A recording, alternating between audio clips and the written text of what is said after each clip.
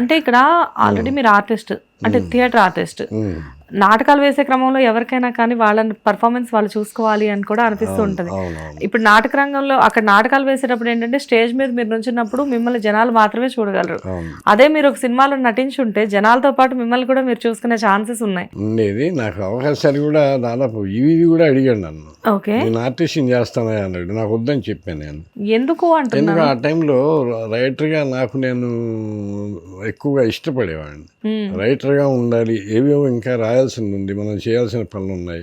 ఇప్పుడు ఆర్టిస్ట్ అయితే అది అడ్డం పడుతుంది అని ఏదో ఒక ఇది అప్పుడప్పుడు ఈ మధ్య అనిపించింది. అప్పుడు మనం ఆ వైపు కూడా వెళ్తే బాగుండేది అనిపించింది. ఎందుకంటే నేను చెప్పాను కదా 3 years నేను కాలేజీలో బెస్ట్ యాక్టర్ని, అది ఆంధ్రాలో పరిషత్ నాటకాల పోటీకి వెళ్ళినప్పుడు కూడా నేను బెస్ట్ యాక్టర్ని. సూపర్.